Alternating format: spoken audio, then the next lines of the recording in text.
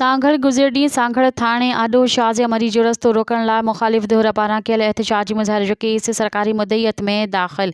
मर्द ऐं औरतूं FIR में नामज़द। इन सिलसिले में सरकार पारां सांगड़ थाणे जे SHO सनाउल्लाह पंवर जी मदईयत में FIR दाख़िल कई वई आहे, जंहिंमें ॼाणायो वियो आहे त काल्ह पाकिस्तान पीपल्स पार्टी अॻवान NA 209 जे नामज़द उम्मीदवार शाज़िया मरी नवीद ॾेरो पंहिंजे काफ़िले सां गॾु नऊं पीपल्स पार्टी में शामिल थींदड़ शाहिद निज़ामाणी ऐं फारूक उर्फ़ काका निज़ामाणी जी दावत ते संदसि रिहाइशगाह अचण जे संदसि प्रोग्राम ख़िलाफ़ औरतुनि ऐं मर्दनि रस्तो ब्लॉक करे छॾियो।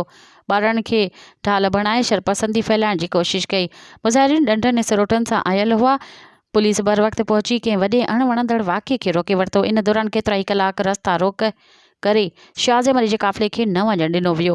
पुलिस पारां दाख़िल FIR में 100 खां वधीक माण्हुनि जो ज़िक्र कयो वियो आहे, जहिड़े त 20 मर्दनि ऐं औरतुनि ते FIR दाख़िल कई वई आहे, जंहिंमें काशिफ़, मदद अली, अब्दुल गफ़ार हाजी, नाज़िर निज़ामाणी ऐं ॿियनि, जहिड़े त औरतुनि में महनाज़ जन्नत, खैरी, रज़िया, अज़रा ऐं ॿिया नाला शामिल आहिनि। इन सिलसिले में पुलिस का बि गिरफ़्तारी ज़ाहिर न कई आहे। मज़ीद ख़बरनि ऐं तफ़सीलात लाइ विज़िट कयो असांजी वेबसाइट www.awamiNewsHD.com ऐं ॾिसंदा रहो अवामी न्यूज़ HD।